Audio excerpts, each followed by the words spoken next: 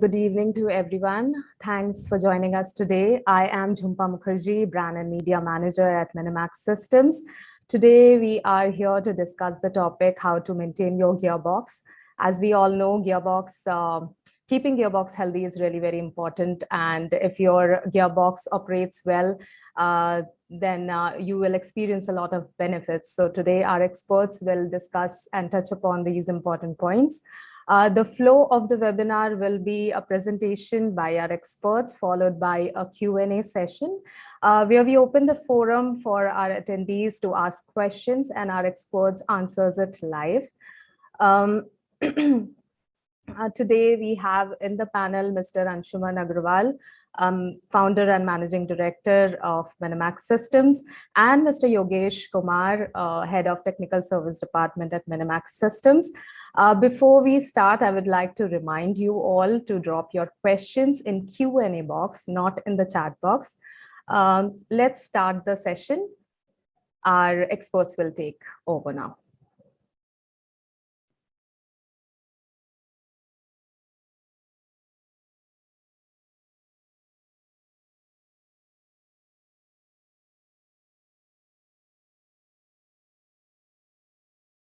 So please unmute yourself. Never, sorry. Yeah, a warm welcome to everyone, and let's begin the session regarding maintenance of gearbox. We all are professionals, and we know that type of gears and type of gearboxes are like ocean, and we try to touch every corner of it. And during our Q&A session, we will go more deeper as questions will come. So let's start now. Yeah, so fundamentally, we will see that gearbox a simple machine which is used to convert or transmit the mechanical energy into another form of energy by modifying its torque or speed, that maybe you're reducing gearbox or to increase the speed. So we will go in depth in upcoming slides. Yeah. Next, please. So when we talk about the torque conversion or torque transmission, then we have several devices with its different benefits and consequences. So gearbox is one of the device which we supposed to transmit 100% of the input energy at output in the form what is required, whether it is lower speed or higher speed, or is in the form of torque, whether torque more than the input or more than the uh, what we expect at the output. So while transmitting torque or energy through a gearbox, we have to see certain parameters of gears, because in the gearbox we see meshing of two gears or more than two gears in a manner when there will be minimum loss of energy. To attain the minimum loss of energy, we have to assure 5, 6 basic parameters. like mentioned in the PPT. First one is backlash. That is nothing but gap between front of a gear teeth to the backside of next gear teeth. So any changes in the backlash will lead to gear hunting or undercut. Like there will be many issues, and issues will be addressed separately in our upcoming slide. Then the pitch circle diameter of a gear on which a gear is hogged or manufactured. Then type of contact, because type of contact will directly lead to rate of wear of the teeth and the noise produced. No, noise is one form of energy. So if gearbox is producing more noise, is it means some part of energy is getting converted to the useless form of energy. Then module. When we talk about the module, there is certain parameter called gearing ratio. If gearing ratio is very high or very low, then our module concept will get disturbed. Why we go for the different gearing ratio than the prescribed? Because ultimately it should be more economical. To be more economical, sometimes we compromise with the design ratio to reduce the number of gears in a gearbox or to reduce the size of a gearbox. If size of gearbox is less, then very less quantity of oil will be required to maintain it.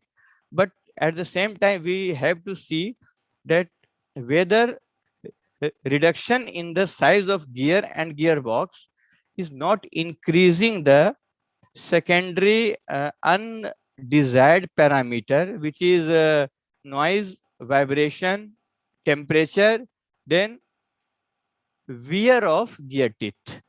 Recently, we encountered an issue with a very renowned manufacturer who supplied to the uh, an multinational company of a power plant manufacturer. He supplied gearbox to the cooling tower application, and their gearboxes were failing miserably. When we analyzed in depth, we found that this module concept was overlooked at last part of the gear, that is we call it normally output gear, just before the output shaft. And this case may come in due course of this presentation. Then pressure angle, this is normally we consider as most important parameter for a gear life. If pressure angle deviates even by the fraction of unit, that may be zero point 0.5 or zero point 0.4 degree, the impact will be severe. Gear life maybe 1 by 10th or 1 by 20th of its design value. How it will be, we will see it. Next slide, please. Uh, so as a basic information, here we have mentioned some type of gears. So in our daily application, we see n number of gear types, and every manufacturer has its own recommendation. First, we should see what is our application and what type of gear should be used in that gearbox to avoid any premature failure of the gear or to ensure the reliability of gearbox. Because for a particular application, spur gear will be better than the herringbone gear. Yes, herringbone gear is known as always the best choice. Double herringbone gear will be much more better choice. But spur gear is the basic gear that may be the best choice for a particular application. Like in our automobile, when we put the vehicle in reverse gear, we hear one noise. That noise doesn't come when we are driving in the forward gear, because forward gears are herringbone gears or double herringbone gear, but the reverse gear is spur gear. So it is noisy. But for the reversal operation, we need a high torque with low RPM. So spur gear is more suitable there. So just based on that, what should be the best as per gear cannot be judged based for the gearbox assembly. So we will see what type of gear will be suitable for the particular application in our industry, like for the area where moisture content may be high in the lubricating oil, or where load will be fluctuating. So which type of gearbox is suitable? Let's see. Next slide, please. Okay, it's time for a poll question. Which type of gearbox is most difficult to maintain? We have various type of gearboxes, like based on the application or requirement of the application. We have to choose smaller size or bigger size. But when it comes to maintenance, we have to see which type of gearbox needs more maintenance and more difficult to maintain. Please poll as much so we can get a genuine feedback. Uh, so our options are bevel gearbox, helical gearbox, worm gearbox, or planetary gearbox. Uh, so any industry have almost all type of gearbox. Yeah. Results.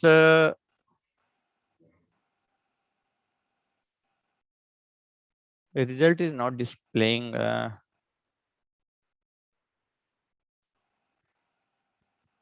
One second. It seems some technical glitch. Yeah. Result is there. So if we see results are result is quite impressive, and yes, planetary type of gearbox is most difficult to maintain. 59% in one side is really government making voting. Great. Yes, very correct. Planetary gearboxes are complex in construction and very compact in manufacturing side or application side. But when we do maintenance of planetary gearbox, we have to go step by step, number of stages to be opened, then marking of matching teeth, timing teeth. So it is really difficult to maintain. But these gearboxes are very reliable in application. It needs very less maintenance compared to other gearbox. You may be asking it needs maintenance, but no. Design wise, it is designed in such a way no gear is overloaded or no gear is stressed. So we will see how it is designed and why it needs maintenance. Next slide, please. Yeah. So here we can see a few types of gearboxes what we use, like helical gearboxes. Input and output shafts are parallel and in the same direction. Coaxial helical gearbox, what we use or what we call normally as geared motor, in which motor is mounted on the gearbox, normally used for overhead cranes and your winch, monorails, like that we use. Then bevel helical, when uh, direction is rotated by 90 degree and maybe reduction type of gearbox or increasing the speed. Then skew bevel gearbox. This is one special kind of gearbox in which we use sometime it as a geared motor, but it is not coaxial. It is having bevel arrangement as well, and not necessarily the same motor has to be mounted over it. Sometimes carbon fiber shafts are used to torque, torque transmission. Then warm gearbox. Yeah, in this type of gearbox, this is very simple concept, and in this gearbox we have just one directional operation. Reverse operation is not possible. When we rotate the gear, worm cannot move. But if we move the worm, gear will rotate. Direction can be reversed only in one case when direction of worm is reversed in rotation. Then planetary gearbox.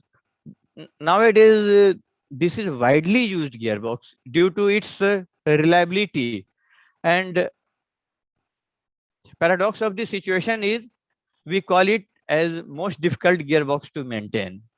So we will see why the best gearbox we call most difficult to maintain. We will see in upcoming slides. Even for the windmill application and typical application, the same type of gearboxes are used. Now we are coming to the point number one about the reliability of gearbox. So now lubricants used for the gearbox. We have seen multiple gearbox with different grades of oil. Sometime we use grease, sometime low viscosity oil, sometime very high viscosity oil. Why we are using lubricant in the gearbox? Yes, point number one, as we commonly call it as purpose of lubricant, that is to reduce friction. That is very right point. The provide cooling effect. Yes, the heat generated shall be carried out by the lubricant and protect surface wear. Protect surface wear is the prime most point in the case of gearbox. If we talk in the case of general bearing or anti-friction bearing, point will be different.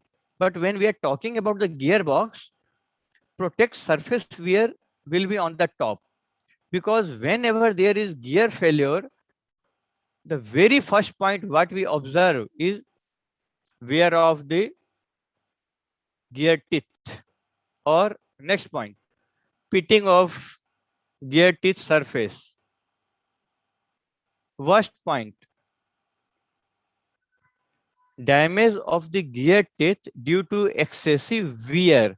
Sometime entire teeth will be derooted from its pitch circle.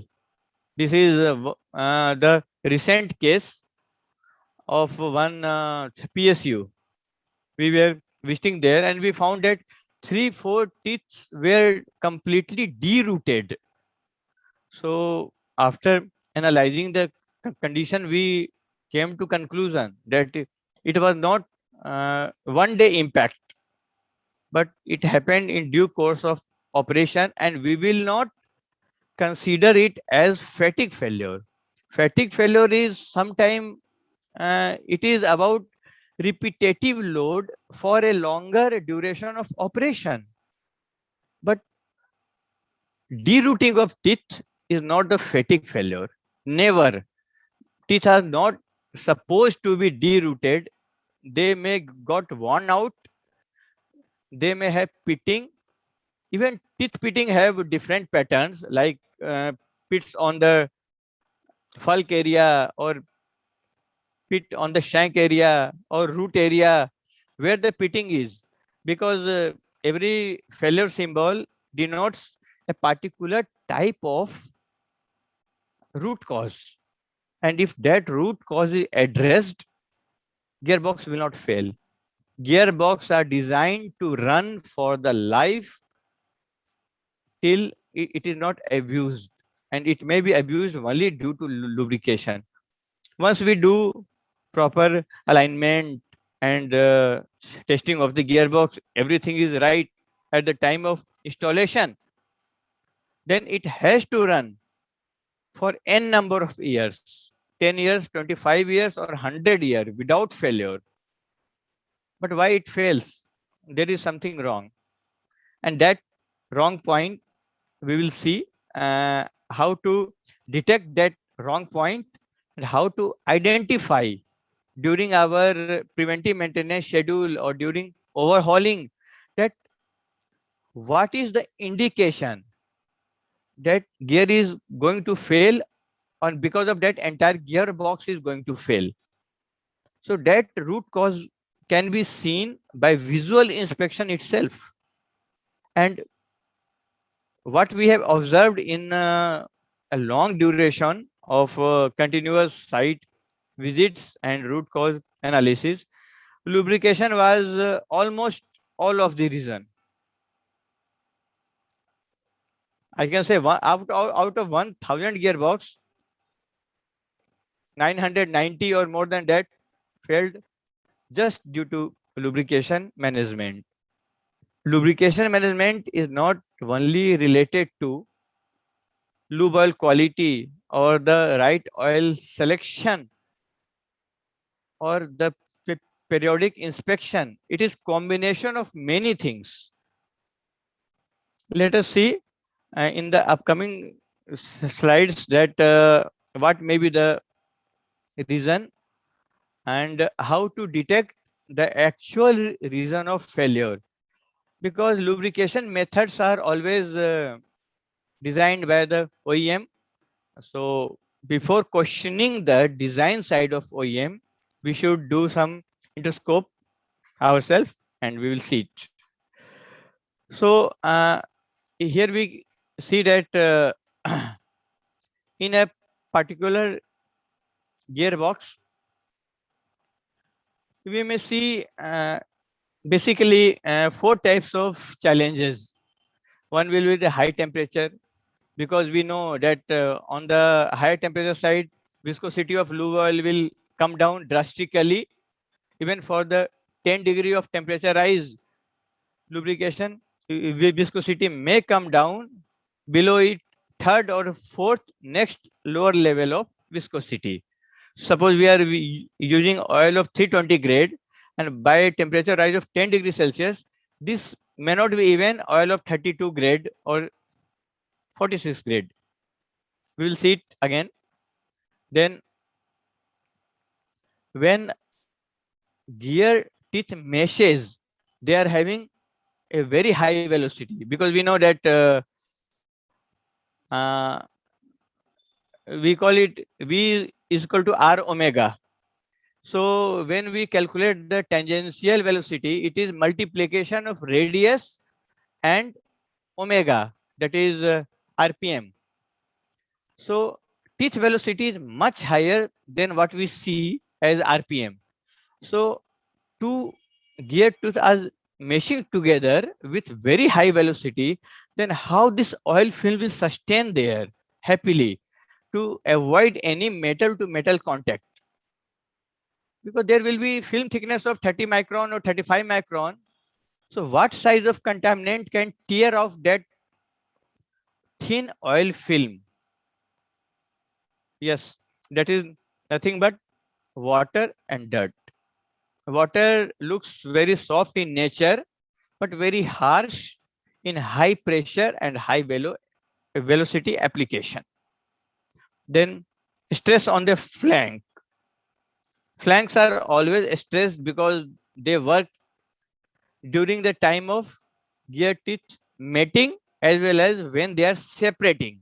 The entire load is there on the flank while they try to slide over another surface. So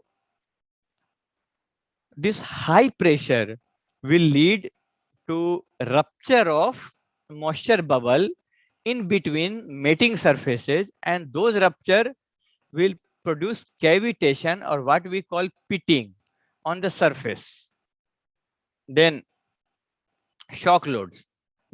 Normally we think that gearbox is running at constant speed, so load will be constant. But for an example, we are taking a mill.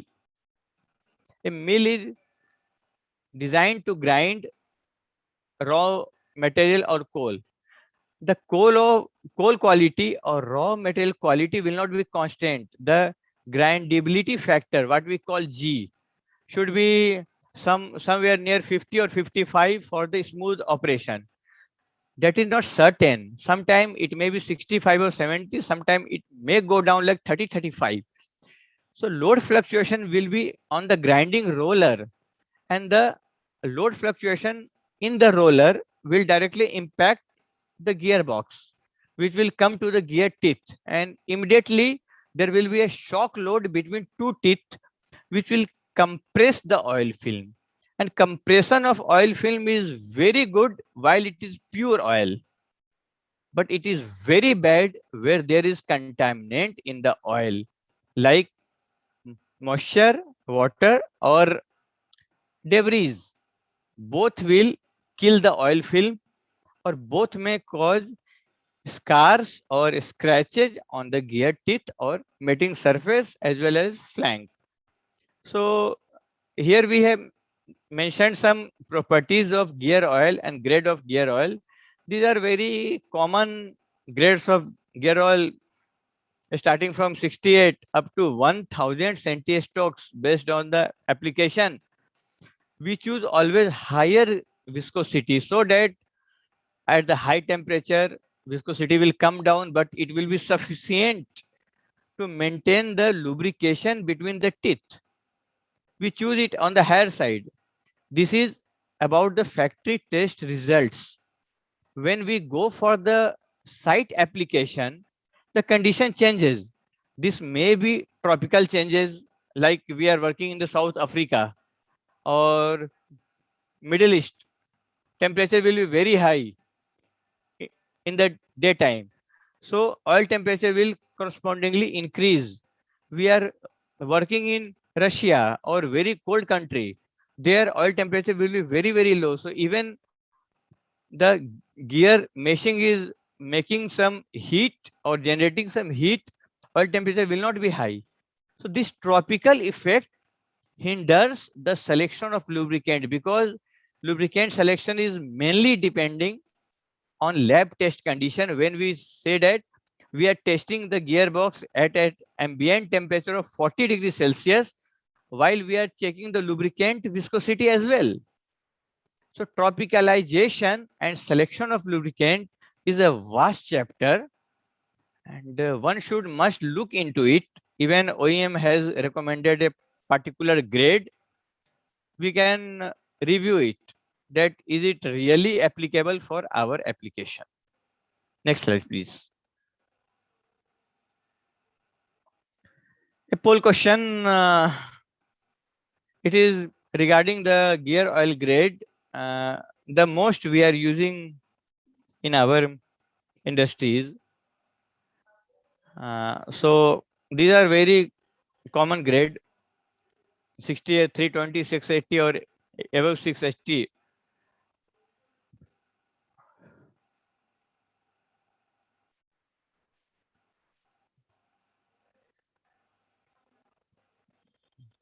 Because selection of lubricant is done on a particular condition. One gearbox is not designed at lab for that particular application. Suppose one gearbox is designed at input torque will be somewhere 5000 Newton meter. So after reducing the RPM and everything, we will get some torque around 4800 Newton meter at speed N2. That is true at the manufacturing point.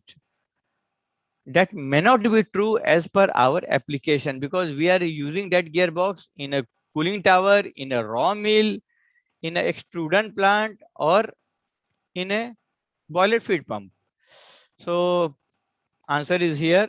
VG320 is the top ranker in application, and above 680 has smallest contribution for the gearbox. Yeah, very rightly said. And thank you so much for your genuine polling.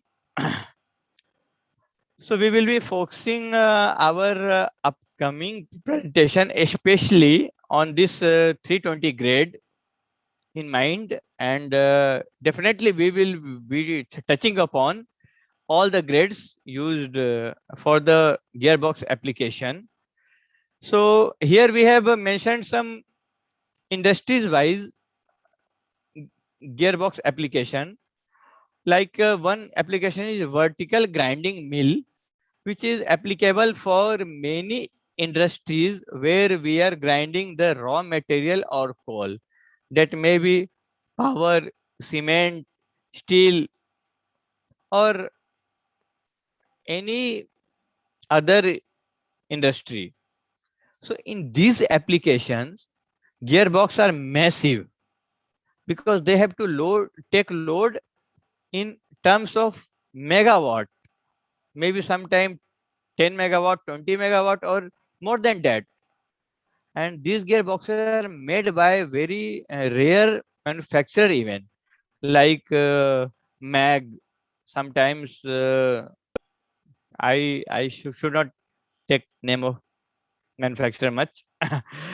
So these gearboxes having huge oil reservoir for the lubrication purpose, and their lubrication methods sometimes they are unique, sometimes they are combination of two three methods, like a combination of splash system as well as submerged, or there may be something like we call it mist lubrication and swash plate splash lubrication. So what type of lubrication method there is, it is at one part, and the lubricant what we are providing to the gear is next part, which we can take care of, because type of lubrication method is already taken care by the manufacturer. So how to maintain the condition of lubricant as per the manufacturer expectation? Normally we call that gearboxes are prone to fail, because whenever we test the oil, it comes in the dark black color. So lot of contamination is generated there, or lot of contamination got ingressed. That may not be right always. These big gearboxes especially needs very delicate type of maintenance and very precise testing of its lubricant, because these gearboxes are huge in size and commercially very difficult to replace a component or to maintain them frequently. And downtime of those gearboxes sometimes may leads to downtime of entire production unit. Suppose raw mill in a cement plant has a downtime. Then after a few minutes or few hours, raw material will get consumed from the silo. Then we have to shut down the preheater. Then the kiln will come to shut down. Then entire clinker manufacturing process will go off. So there is similar case in the case of power plant. When coal mills are not in service, we have to shed off the load. So instead of full load, we have to run it on the part load or half load. So maintaining these huge gearboxes is a challenge, and really not a challenge when we are maintaining its lubrication part. So upcoming application will be just a part of this. We will go one by one. Next slide, please. Yeah. One type of application is our material handling system, because whenever we are handling raw material or finished material in the form of clinker or powder form, during transportation, lots of dust is generated, and those dust are completely flying in the surrounding.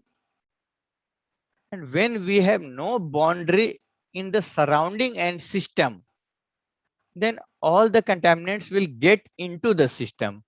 Then we have certain boundary. We call them oil seal and breathers. Yes, we have boundaries. They are tested at certain condition. Oil seals are designed to protect oil or grease to come out from the system. They are not particularly designed to stop ingress of the contaminant into the system from the surrounding. Next point, breather. Breathers are designed to help gearbox to breathe the clean air whenever lubricant level is fluctuating, and they will keep on fluctuating, because whenever we do splashed lubrication or mixed-up lubrication, the oil level will keep on fluctuating, and due to rotation of gear oil surface will not be very steady in the course of operation. So tank will keep on breathing. Either it is having heavily breathing, or it may be breathe little bit, but it will keep on breathing always. So whenever it breathes, it inhales the surrounding air, which is filled of contaminants due to dust formation during raw material handling. In the case of coal, we can get coal dust. In the case of raw material, we may get multiple type of dust particle. In the case of transportation of clinker, we may get cement dust. We have dust separation system, DE and DS system we call it. Dust extraction system and dust separation system or suppression system, what we use. But those systems are having limitation up to certain level. We cannot pour much of suppression liquid in the media. It will damp the media. So we have to focus on the oil seal and the breather. Why oil seal is failing? Because oil seal is a fixed component, shaft is rotating. Any foreign element which is entering in the oil seal will work as grinding media for the oil seal. How? We will see. Next slide, please. Port handling equipment. Yeah, these handling equipments are having two different type of vulnerable surrounding. One is the sultry weather, where salt content is very high in the air, and as well as humidity is very high. So moisture content of the air is very high, and the inhaled air will always add moisture contaminant to the gear oil or working fluid. The next contaminant is solid particles, because in the port handling system we are handling sometime ore or coal from the bars or ships. So these gearboxes are exposed to a very challenging environment. So now coal dust is sticking on the shaft. Gearbox is trying to breathe, inhale the atmospheric air. Due to contaminant, gearbox breather got choked. Now it is very difficult to inhale, so it will create a negative pressure inside the gearbox. So now wherever there is open point, gearbox will inhale the air. What will the open point? There is only 2 points, either shaft seals or breather. Breather got choked, So now it is soft steel. So now contaminants are entering from the soft steel. So the particle which got trapped in the rubber oil seal or Teflon oil seal and in between seal and shaft, they are now acting as grinding media for the shaft and scratching media for the oil seal. Now we are generating uh, oil gap or air gap between oil seal and shaft. We are making new uh, ingress points in the gearbox, and now gearbox will get sufficient contaminants to get filled. Next slide, please. This is one of the typical application valid for almost every type of industries, including hotels, even we can say, because to cool a system, we need cooled gas from the chiller or any system. To get a cooled water for a system, we need cooling tower. That may be natural draft cooling tower or induced draft or forced draft of cooling tower based on the uh, requirement of water volume or media volume to be get cooled. So when we are coming to induced draft or forced draft cooling tower, we have to use a separate fan to force the air through sprinkled water. Now, to force the air, we need a fan. To run the fan, we need a gearbox in between fan and motor, because these fans are very large in size, and to run the large size fan, we need reduced speed, like sometime 110 rpm, sometime 400 500 rpm, but we not run it normally at the rpm of the motor, because huge fan, if we run at very high velocity, then centrifugal force applicable on the root of those blades will be very high, as force is equal to mv square by r, so or m omega square r. So if omega will be high, then centrifugal force will be very very high, so blade will get derooted from the hub. So we run it at the lower speed with help of gearbox. Normally these gearboxes are placed very close to fan hood, and fan hood is used to exhale the drift. What is drift? The vapor which is the water which is converted into vapor after absorbing the latent heat of cooling water. So these vapors sometimes recirculates if fans are kept outside in the case of forced draft fan, and in the case of induced draft fan or uh, induced draft cooling tower fan, these gearboxes are directly mounted in the center of cooling tower, where cooling tower gearbox is breathing. So whenever it breathes, it will simply inhale very high moisture up to 99.9% of the relative humidity value, what we call as RH percentage. So a small quantity of this air is sufficient to saturate the gearbox lubricant or oil, and the saturated oil will lead to n number of failures, what we mentioned earlier, and we will again discuss in upcoming slides when we will discuss the type of failure and root causes.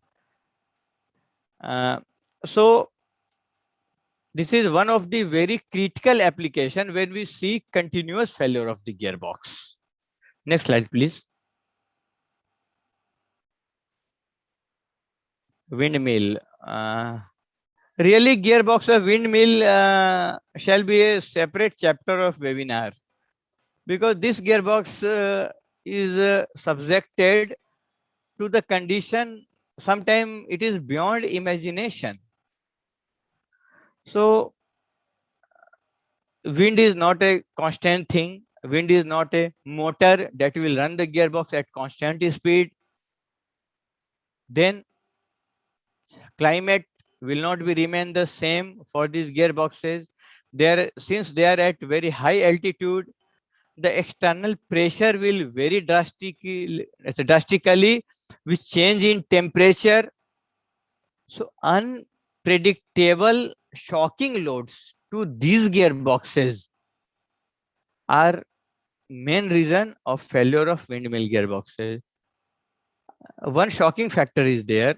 Uh, Anyone can check it over data sheet.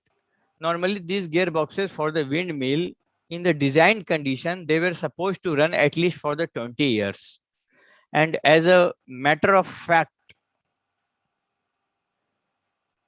the average life of windmill gearboxes are between 3 to 7 years. This figure is real, and this is not due to certain design error or unexpected situation, but this is due to deviation between factory test condition and the actual running condition. We can put multiple dynamic loads in the factory. Yes, we can put load of 15 kilowatt for a gearbox or 10 kilowatt. We can load of 5 kilowatt. We can vary the load, but can we change the oil quality for different loads? Oil quality, when we talk about the moisture content, that may be 35% of the relative humidity to the 99.9% of the relative humidity, because 100% it will be rain. So there will be lakhs and lakhs of combination and permutation for testing these gearboxes. So how to maintain this in real running condition is a practical challenge. And the debris generated during the fluctuating load, during the fluctuating torque, and especially the gasket material and silicon paste material, what is left over the maintenance. Sorry to maintenance people, but this happens normally when we do maintenance of a gearbox. We put some gear uh, box bearing packing or manhole cover or whatever thing we are putting with a silicon paste and with a gasket. The size of gasket, the oil coming in the contact with those gaskets, and the silicon paste we are putting after putting the next matching surface, how much silicon paste is coming out from the parting plane matters a lot. Even 1 gram of silicon paste is sufficient to degrade the entire oil property of more than 1000 liter of gearbox oil. How? Yes, this is the practical observation, and I would like to hand over the upcoming slide to my colleague, Mr. Anshuman. He will go in deep for the maintenance practices and the challenges what we face during gearbox maintenance. Thank you so much, Mr. Yogesh. And I believe you are already at the deepest point of learning regarding the gearboxes, because the comments which I'm seeing on the chat box are really very interesting. People are fond of your speaking style and your learning experience sharing style. And I'm sure a lot of people are benefiting out of that. Just one point I would like to add to the windmill topic, that is RBDO, and that's reliability based design optimization. Now, this is something which is completely missing, or probably it is not very popular presently. And that's highly required, especially when it comes to uncertainties of loading conditions and uncertainties at the operational parameters. So for that reason, especially with the case of windmill gearbox, and not just windmill gearbox, but also many other applications of gearboxes, launching the RBDO, reliability-based design optimization techniques, is highly recommended. Now, coming to the part of refineries and petrochemical units, there are also certain applications like extruder gearboxes, and especially in the petrochemical units, the fine dust is something which troubles a lot of refiners. And for that reason, there is a very high importance of managing the fine dust, and thereby regular lubrication maintenance and management is also required.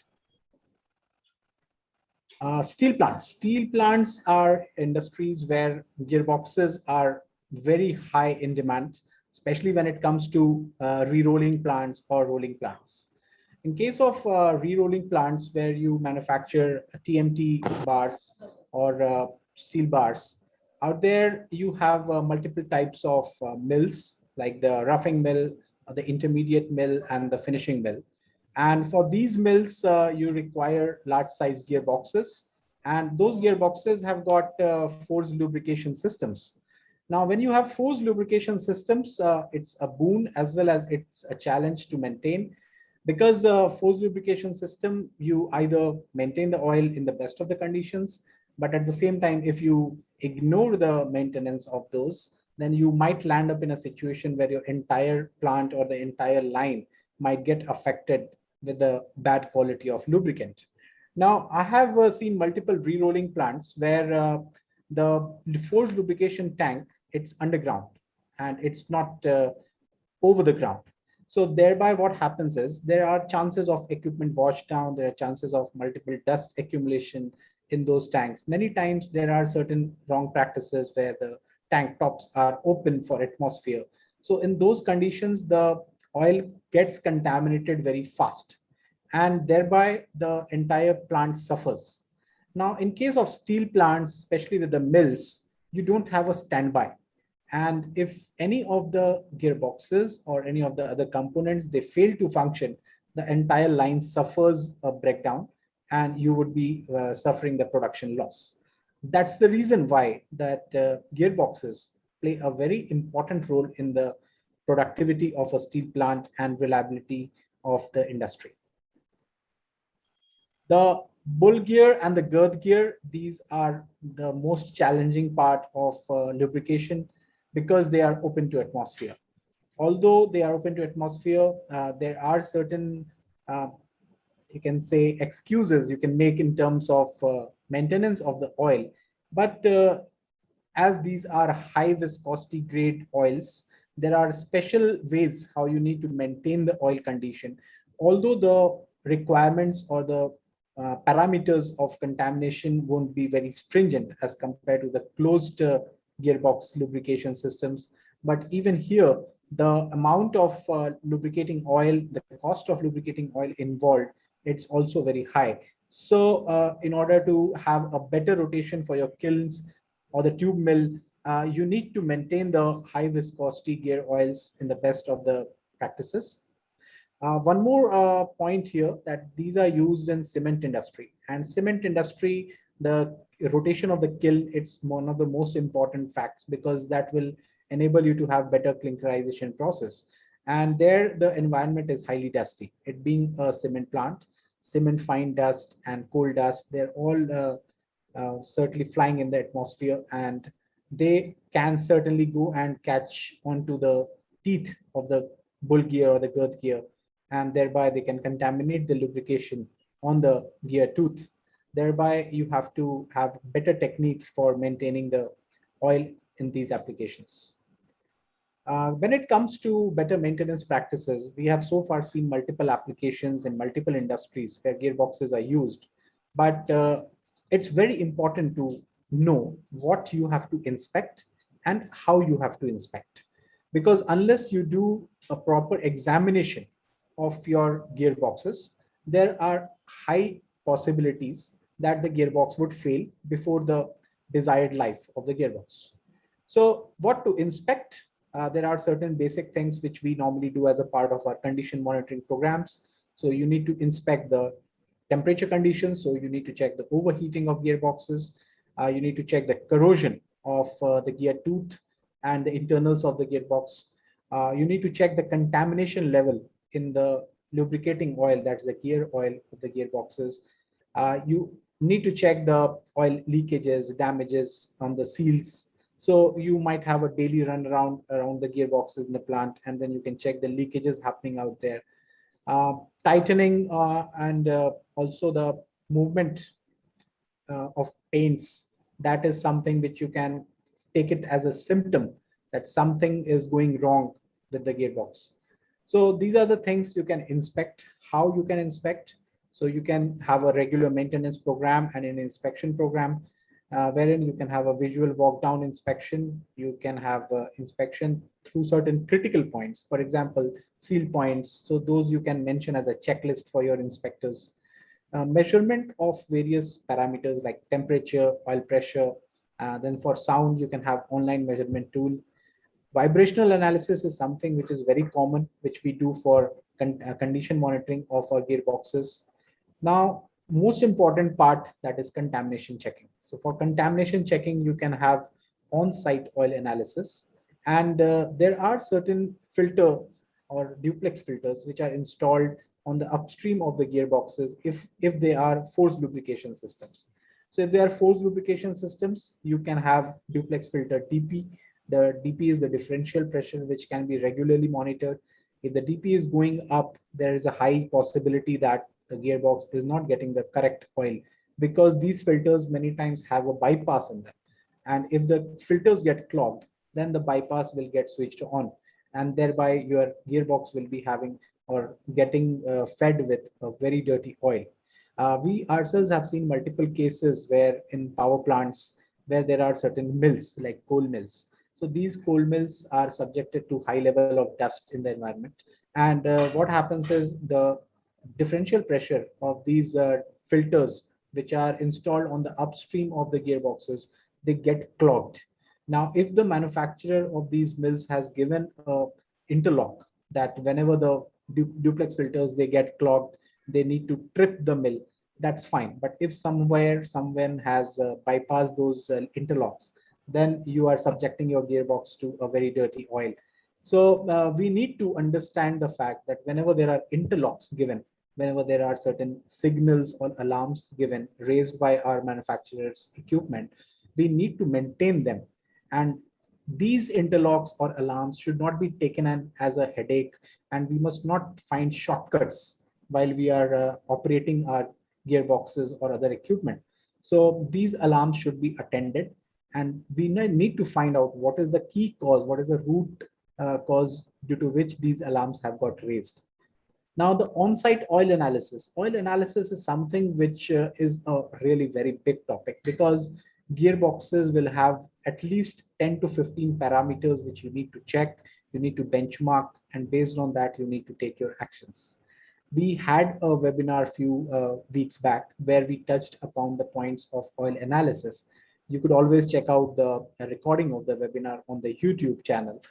But to cut the story short, right now what I can suggest is you could have at least 2 or 3 parameters to be tested on a regular basis, especially for the gearboxes which are having access to sampling points. So those number of tests are solid particle contamination test, moisture test, and then you could have the viscosity test, because gearboxes need a particular grade of viscosity of fluid. As we did in the poll as well, we understood 320 grade is the most commonly used one. So viscosity testing on a regular basis is important.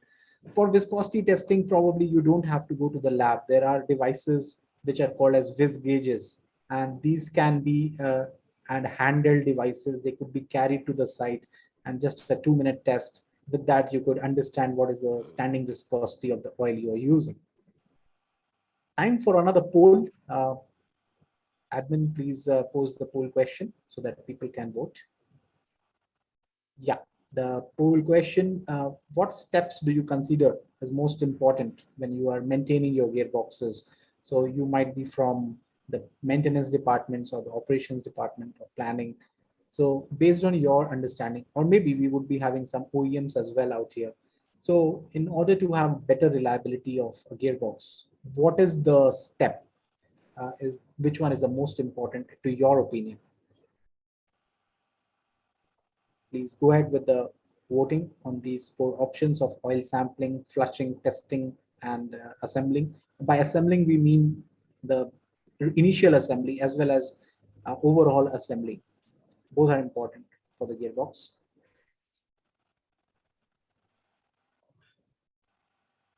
Okay, so yeah, we have a good amount of respondents out here. I believe they have given maximum number of votes for oil sampling.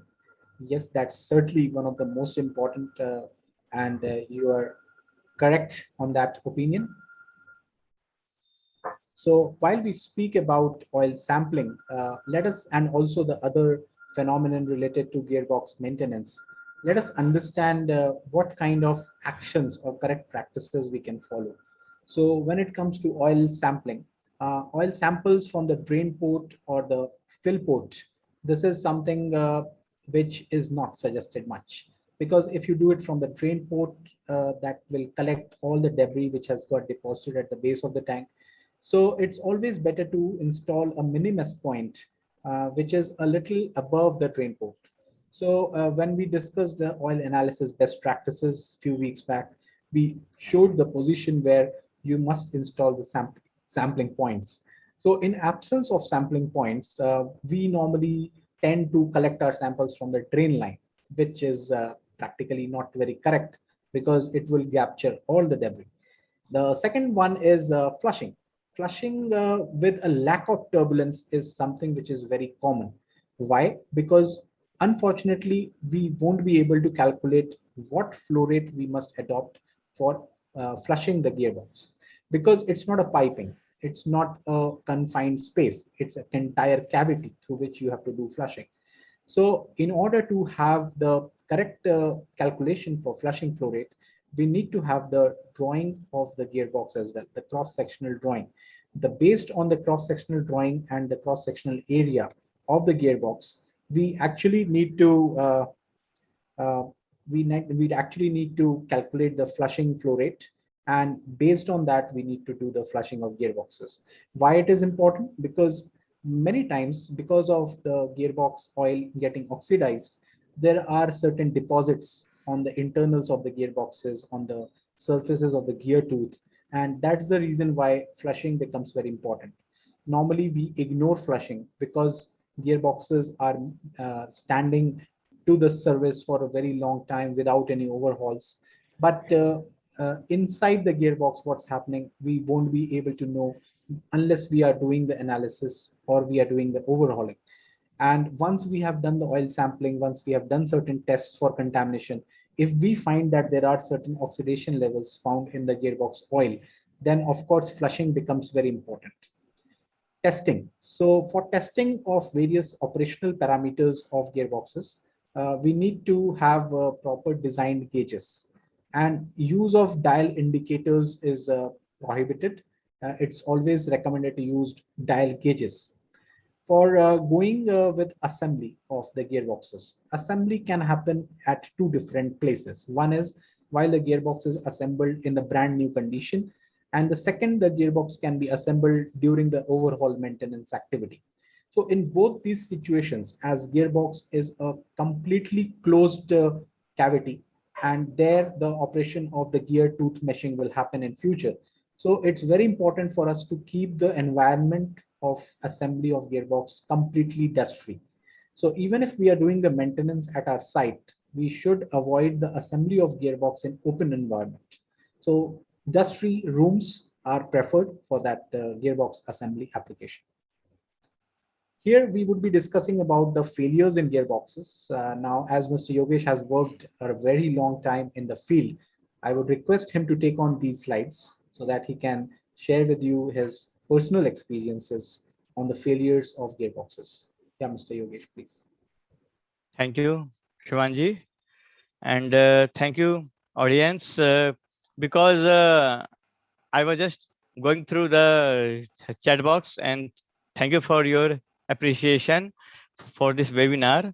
And I have noted three points. First one is regarding expansion of shaft compensation uh, for the gearbox. Yes, there will be something called thermal compensation while we are doing setting of backlash or gear float or bearing float.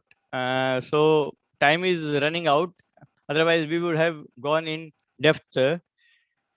And second point was about the critical speed of gearbox. Gearbox is consisting several components like input shaft, and then idlers, middle shaft, output gear. So critical speeds are many in numbers, equal to number of component involved in the gearbox assembly. So for a smaller gearbox, critical speeds doesn't matter much. Yeah, they may matter sometime, but that will be a very rare event. For a larger gearbox, the critical speed matters. So gearbox designers always take care that the critical speed should not be lying nearer to its operating speed. Either it will be very, very low or on the very higher side. Sometimes they change the mass of gear or they change the shaft diameter to increase or reduce the mass. So the vibration limits prescribed for a gearbox is after all these calculations in practical application where the foundation and footing of gearbox is coming into picture, the critical speed matters. So whenever there is a high vibration of a gearbox, definitely we should check first 2 points. One is rigidness of the foundation, how rigid it is, then the soft footing, and later on we can see the critical speed of a particular component which is coming most nearer to the operating speed of the gear. Uh, as we can see, number of questions are coming related to vibration. We will go in depth in our upcoming webinars. And thank you very much, Anshumanji, for going in depth for the gearbox reliability factors.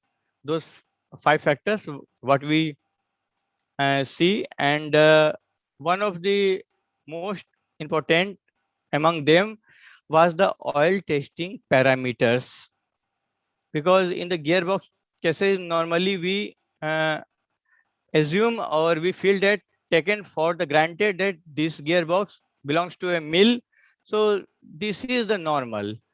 Nothing is normal apart from the recommended value. Now let us see in brief, as time is constraining us to rush fast. uh, Failure mode may be of various type. We have mentioned few here, like misalignment, excessive wear, excessive backlash. When we are coming to misalignment, then that can be predicted very easily by the vibration analysis. Is it the factor of 1x, 2x, or 3x, or is it coming in the fraction, in the multiple of number of teeth or gearing ratio? That ratio may not be as simple as like you have 5 teeth in the first gear, you have 25 teeth in the second gear, so your vibration will be either 5x or 25x, like that. No, they may be 12.5x or 2.5x. If 2 teeth are damaged, it will be half. Or if 2 teeth of your primary gear is damaged, then your secondary gear will be something, it is having 5 times in teeth from the primary gear, then 5 into 2.5, like 12.5x you may get there. So detailed spectrum of vibration analysis can give you exact result whether it is issue of gear teeth or it is shaft vibration or bearing inner race issue, outer race issue, or it is exactly the gear box or gear teeth or bearing balls issue. So analysis of vibration reading is very typical in the case of gearbox. You need a very good analyst for this. Uh, then excessive wear. Whenever there is excessive wear, primary cause will be lubricant. Because if oil film is there, even on the higher vibration, this can sustain. If it is not sustaining, then most probably, or what we saw in the practical situation, it was condition of lubricant. Excessive backlash. When we set the backlash during our assembly process or overhaul process or while checking process, as Mr. Anshuman mentioned, use of dial indicator or dial gauge, we should go for filler gauge, then carbon prints of the teeth while two teeth are meshing. How to check this carbon print? Because they simply show the contact area or pattern of contact, whether it is matching by 99% or 80%, or what is the percentage of gear teeth matching. Then in the case of helical gear or herringbone gear, pattern will be different. We may get a single line. The position of line matters again, whether it is at the uh, your shank area or plain area, or it is at your mating surface exactly, or your pitch circle is mating together. Those pattern will give you exact interpretation of the reason of excessive wear or excessive backlash.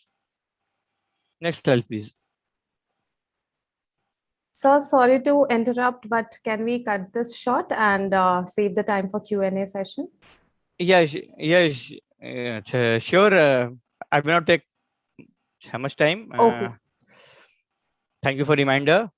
And to the audience, very sorry, as we mentioned earlier, gearbox maintenance is an ocean, and just we are trying to touch every corner. We are not going much in depth. So overload, high friction, broken teeth, assembly and manufacturing failure. Out of these four failures, what we can control immediately will be high friction. That is failure of oil film. Remaining overload of gearbox, broken teeth and manufacturing issues, those are the subject which needs a very vast discussion and input. So we will talk definitely sometime. Next slide, please.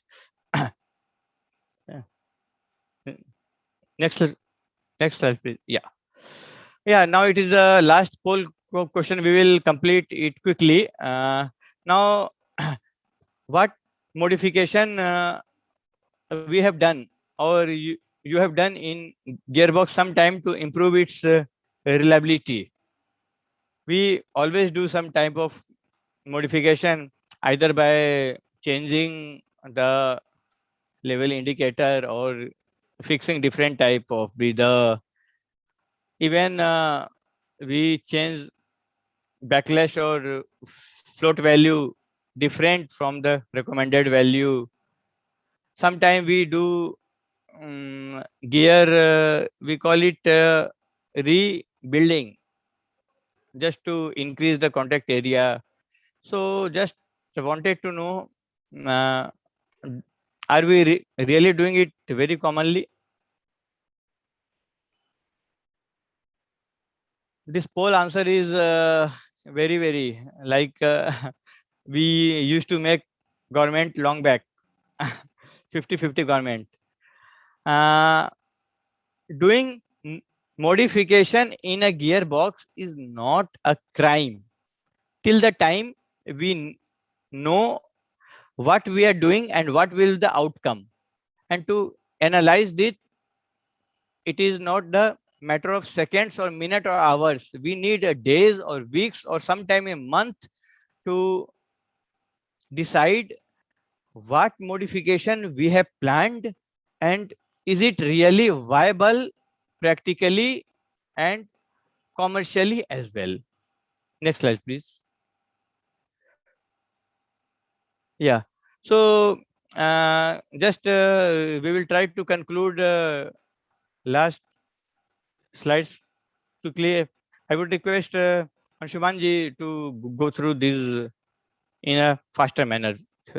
Thank you, Yogesh Please. sir. And I could read on the chat box, people are much interested in seeing your video as well. So if you could sort out your video, that would be great.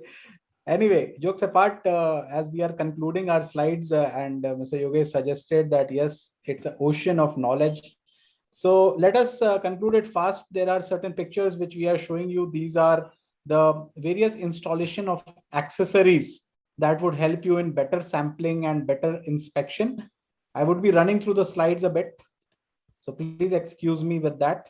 So this is the mini vest valve, the center one, which can be used. Then there is the breather, which has got the silica gel fixed in it. So there are metal guards as well, which would help you for better inspection if they are having a net or mesh on them. Now, what are the various techniques for purification of the gear oil? So there are mechanical type filtration systems, there are low vacuum dehydration systems, then there are electrostatic systems, and there are also some coalescer type technologies which are used for that. There are multiple ways you can test and measure your oils. So these are the instruments like particle counters, then Carl Fisher devices, then online particle counters. So some of the tips, just you can say parting tips from our end for maintaining your gearboxes. Thank you so much for being a patient audience. We have run out of time now, so we'll take few questions before we leave. Over to you, Jhumpa. Yeah, thanks a lot. It was a great presentation by our experts, and there are many questions waiting in the Q&A box. I'm not sure how many questions we will be able to answer because of the time limit, but you all will get a FAQ document and which will contain all the questions with their answers. So quickly, I would like to announce our next webinar, which will be on 30th September, Best Lubrication Practices for Compressors. You all can register for it right away. You'll get a registration link in the chat box. And you can get in touch with us, visit our website, www.minimacsystems.com.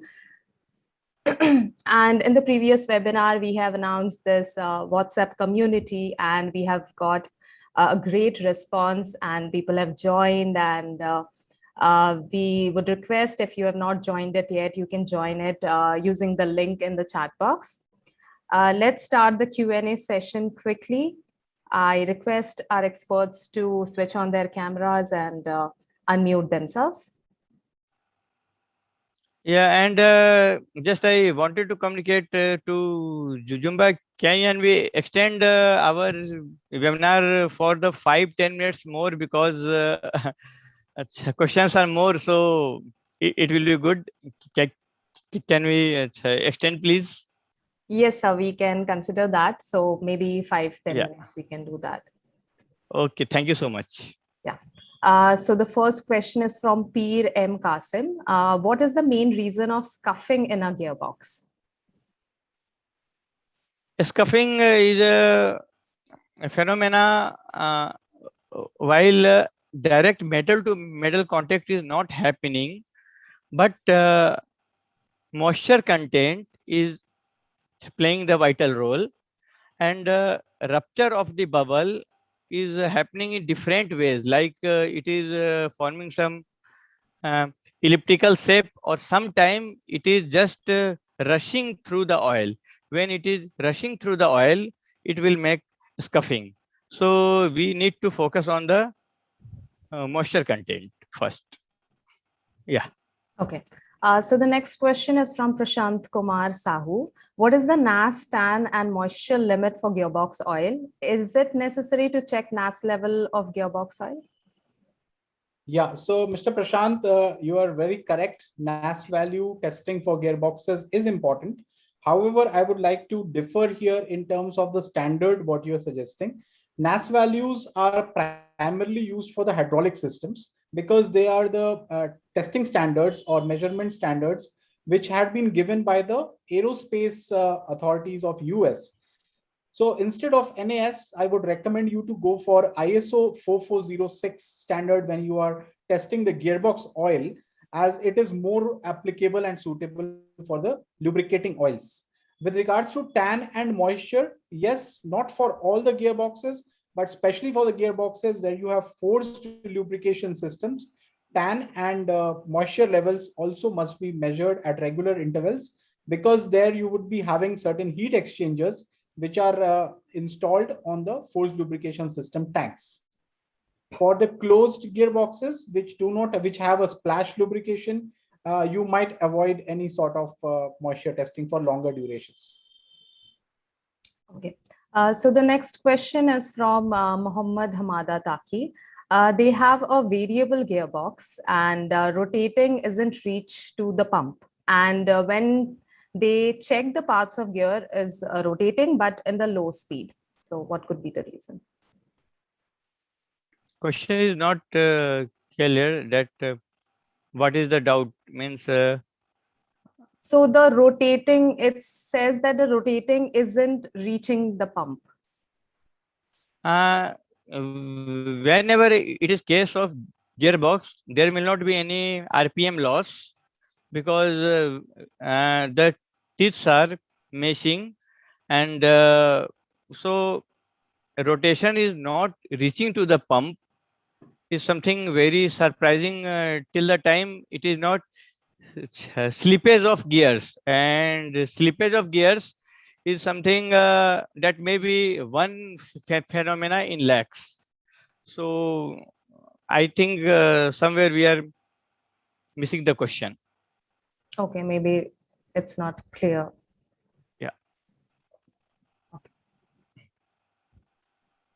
Okay, so the next question is from Mr. Praful.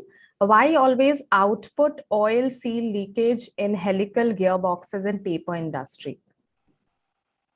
Very rightly asked, and we have mentioned it during our presentation that the dust ingress will happen maximum on the input and output shaft, and output shafts are very nearer to the media which we are handling. So most of the dust will settle on the shaft nearer to output oil seal, and they are causing the failure of output oil seals by grinding it or by scoring the oil seal. Yeah. Okay. So the next question is from Helmi Fendiencha. What is the best air breather for the gearbox? As from the manufacturer, the gearbox is supplied with a standard plug for filling the oil. Should we always change it, and why? A standard breather while we are talking, then this is directly related to the environment of the application. If environment is humid or surrounding is very dusty, then we can use combination of silica gel as well as membrane for the mechanical impurity. If is gearbox is just used in a dry environment, then just we can use one standard membrane type of breather. But as OEM fixed a plug is totally unacceptable, because gearbox has to breathe, and if it fails to breathe, it will damage your seals. Okay. So the next question is from Karuna Nithi. How you will identify a gearbox having a cooler system or not? Gearbox cooling system is required or not, is a design prospect. If designer is calculating that heat generation will be more, he will provide the cooler. And if there is no cooler recommended by the designer and we are running gearbox on the higher temperature, then we should check our gearbox that why extra heat is getting generated. So mm, we are not there to decide whether there should be cooler or not. Okay. So the next question is from Mr. Sanchit. What are the effects if water entered in a gearbox oil? Mm. So if water would enter into the oil, it would have similar hazards like it has on other lubricating oils. We had discussions on various contaminations which occur in the lubricating systems. There is a webinar on that as well. So you could maybe share the link on the chat box for the audience to view that. In short, I can say that water has multiple oxidation or oil degradation effects in the gear oil. Also, at the same time, if water is present in very high quantities and high volumes, then there is a chance of change of viscosity of the gear oil, and that would hamper your entire lubrication of the gears because viscosity is one of the main criteria for any gearbox lubrication. So in smaller quantities, if moisture is there, it would hamper the gearbox oil chemical properties. And if it's present in larger volumes, then it would hamper the viscosity, which is a physical property. Okay. So the next question is from Soumyajit Mehti. What is the guiding factors for determining the critical speed of a gearbox for different application? We have discussed over it in brief, and for the detailed answer, we will come someday with a separate webinar for it. Yeah, sure.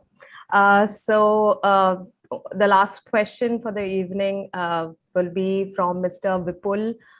What are the major checkpoints for rolling mill gearboxes?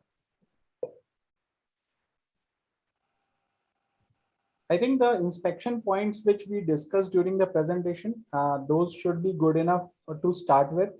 But when you talk about rolling mill, if it's a re-rolling mill, especially, I talked about that in place when I was speaking about the steel industry. So there, as it's a forced lubrication system, it's easy to maintain the gearbox oil, and you can do various inspections at one single location because the gearboxes are present at multiple locations in a mill. However, the oil is contained in the standard forced lubrication or centralized lubrication cell. So a maintenance of oil and maintenance of other lubrication parameters is easier in case of a rolling mill if you have a forced lubrication system. Okay. Jompa, madam, I would like to take one question from the QA box, especially. It was about the that why foaming is occurring in the gearbox. So I would like Anshuman ji to focus on this, that why foaming is happening in the gearbox. You can go ahead with the answer, sir. Okay, okay, thank you. Uh, for the foaming in the oil, even it is gearbox or it is a general lubrication system for the bearing, or it is for the blade pitch control system where or the turbine control system, foaming has 7 or 8 reasons. Those can be checked by the oil analysis.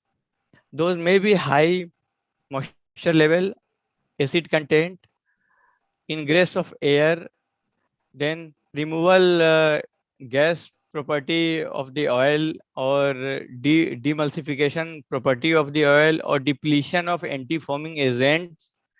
So there are n number of reasons, and we can conclude this after detailed oil analysis that may be done by rural test or WDA sometime, or there are a specialized tests for these. Yes, madam. Yeah. Yeah, so as we have exceeded the time limit, we'll leave here. And as I mentioned earlier, the FAQ document will be shared in our all social media channels and also will be shared on your registered mail ID. Thanks for being with us. And please take the survey after this webinar because your feedback matters to us a lot. And thanks for all the positive comments you have been sending and supporting the webinar series. We will see you in the next webinar. And till then, good night and bye. Thank you.